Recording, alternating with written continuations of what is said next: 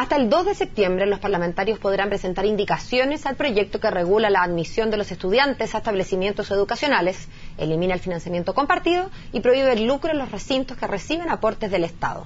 Claro, todo esto tras la aprobación en general, con 8 votos a favor y 5 en contra de la iniciativa en la Comisión de Educación de la Cámara. Conversamos más al respecto precisamente con el presidente de la comisión, el diputado de la ADC, Mario Venegas. Gracias por estar con nosotros, diputado.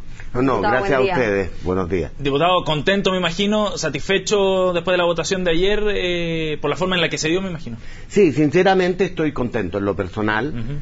Estoy contento porque es un objetivo de nuestro gobierno. Yo formo parte de un gobierno que tiene como reforma central de su programa de gobierno la reforma educacional, y avanzar en eso a mí me parece muy importante porque estamos haciendo aquello que le prometimos al país.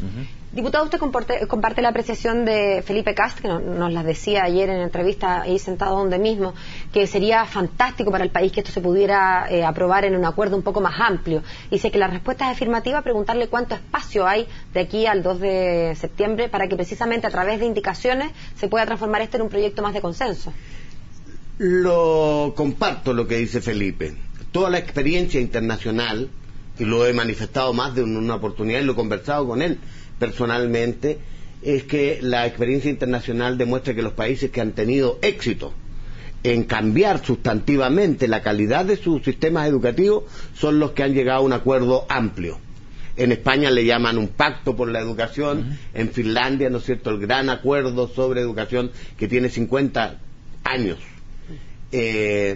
solo por poner algunos ejemplos, de manera que sería deseable. Mire, pero uno de los problemas es que estamos hablando de tal vez de los objetivos más difíciles de alcanzar. Sí, porque si uno revisa la experiencia internacional también, alcanzar este acuerdo, tener la generosidad para deponer los intereses particulares, que pueden ser legítimos, para pensar en el bien común general, que significa, ¿no es cierto?, hacer esto, y que todos depongamos en alguna medida nuestras banderas ideológicas, lo que usted quiera. Yo sueño con eso, de verdad.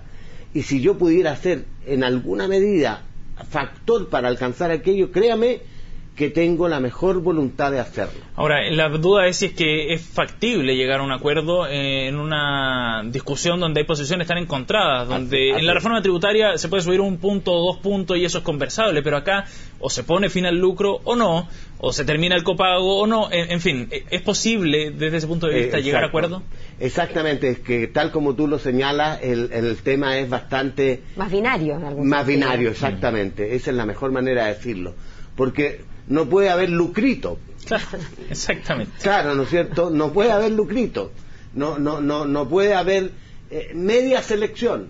O terminamos con la selección, porque tenemos la convicción profunda de que eso segrega. Yo ayer me decían, tuve un mérito, y les hablé de mi propia experiencia. Y bien emocionado, además. Y bien emocionado, porque me emocionó. Porque yo creo que aquí es mucho lo que está en juego.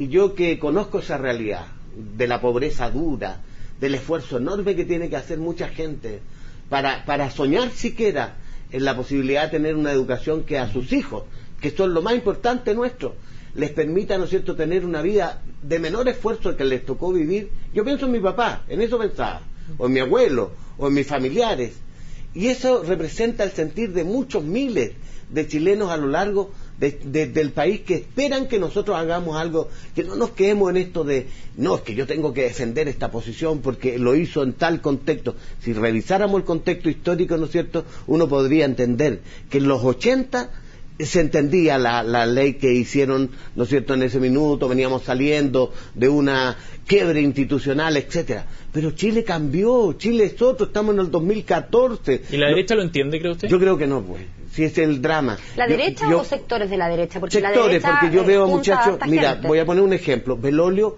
Jaime, que es un cabro que considero súper inteligente, yo estoy realmente sorprendido porque lo encuentro extraordinariamente capaz, pero lo veo tan amarrado a un esquema, hay una incapacidad de salirse de los límites. Pero la derecha también tiene gente como Felipe Kast, a quien usted por supuesto, y vuelvo a insistir que tengo la mejor impresión de eso, pero entre Felipe Kast y José Antonio Kast hay una diferencia monstruosa y monstruosa realmente, porque hay un dogmatismo, una incapacidad de poder mirar a los otros como empatía, en ponerse en el lugar de los otros. Y entonces, diputado, ¿usted cree que es posible lograr estos acuerdos vía indicaciones, quizás con un sector de la centro-derecha, pero no con la alianza completa? ¿Es este el escenario yo definitivamente, si tú me permites, es imposible, lo demostró el tema del binominal. Llevamos 20 y tantos años intentando cambiar esa ley que era injusta, evidente, y no solo algunos, y yo eso creo que es una gran noticia para el país, que algunos sectores, ¿no es cierto?, de la derecha estén hoy día reconociendo que Chile cambió y que como cambió Chile y la sociedad chilena cambió, necesitamos leyes que estén a la altura de los tiempos que estamos viviendo. O sea, ¿usted cree que se puede construir un acuerdo más amplio, pero con amplitud, por ejemplo, quizás con sectores de RN? Sí, efectivamente, Felipe Kast, que representa a Evópolis, ¿no? Sí. Amplitud también está disponible, se han acercado a conversar, todavía en una etapa de intenciones, ¿no es cierto? Pero yo creo que esa gente está disponible, ¿no es cierto?, a perfeccionar el proyecto. La pregunta también, diputado, es si es que sectores de la nueva mayoría están dispuestos a perfeccionar el proyecto cediendo a ciertas cosas. Veíamos a Giorgio Jackson, por ejemplo, diputado, que hoy en entrevista a La Tercera dice, si un acuerdo significa una concesión, yo voy a votar en contra, y probablemente varios otros diputados más hacia el Partido Comunista, por ejemplo, van a estar en la misma línea. Camila Vallejo también lo decía. Entonces, ¿es factible el acuerdo al interior de la nueva mayoría? Te lo voy a decir de esta manera. No es fácil alcanzar acuerdo al interior de mi propio partido. Por supuesto, porque tenemos legítimas diferencias de aproximación a las cosas. Nosotros lo resolvimos de una manera, creo, inteligente, que yo planteé en el Consejo Nacional del Partido. Creamos un comité político y técnico. Es decir, somos los diputados, el senador, ¿no es cierto?, que estamos en la comisión, los jefes de bancada y nuestros asesores técnicos. Y allí discutimos.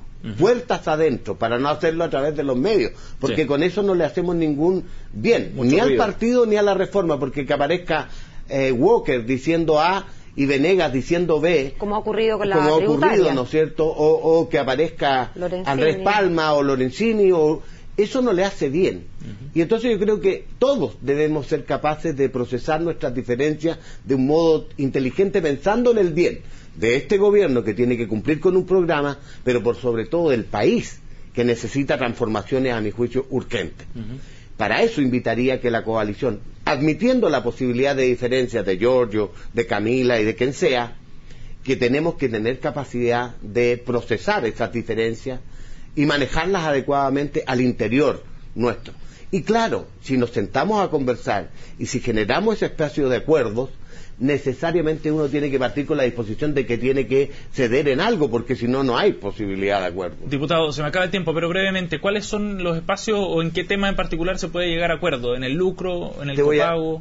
Te voy a decir algo que es muy importante. Si este gobierno es un gobierno razonable, inteligente y criterioso, más allá de los errores puntuales, comunicacionales o todo, queremos el bien del país. Y les aseguro que se van a sorprender cuando vean, ¿no es cierto?, que somos capaces de perfeccionar este proyecto de ley, porque nos importa el objetivo esencial. El objetivo esencial es una educación de calidad, más inclusión, no una sociedad que segrega, sino que hay inclusión social, y sobre todo fortalecer la educación pública, porque Chile es una anomalía en el mundo. Es una anomalía, entiéndanlo, no existe un modelo similar a esto en donde lo público está reducido a la mínima expresión. ¿Cambiar la compra de inmuebles, por ejemplo, es una posibilidad? Es perfectamente factible, o dejarlo mira, si tuviéramos tiempo para discutirlo, creo que están equivocados, Si hicieron de ese eslogan, terminaron descalificando una medida que es necesaria, porque si no, ¿cuál es la otra alternativa? ¿Estatización? Si cuando lo que significaba esto de comprar el inmueble no era ni más ni menos que reconocer que hay, ¿no es cierto?, emprendedores que han puesto inversión propia y que era de justicia compensarla. Pero claro, como el eslogan es más fácil pegarle por algún lado, para desacreditar en el fondo la reforma, porque hay otros que no quieren los cambios. Pues si eso, digámoslo, ¿para qué andamos con eufemismo? Hay gente que cree que el sistema funciona bien así. O sea, está abierto, por ejemplo, a la posibilidad de arriendo. Es un tema bastante controversial, sobre todo porque, como hemos conversado en otras ocasiones, esta fue la figura que en el mundo de la educación superior se usó para lucrar, precisamente, y para transgredir la ley. Entonces nosotros tenemos una carga simbólica bastante importante, así que una figura de esa naturaleza tendría que ser bien regulada, ¿no es cierto?, muy normada, para que no se preste a los abusos que ya conocemos. Diputado, muchísimas gracias por acompañarnos. No, gracias. Que tenga muy buen día. Buen día. Ustedes también.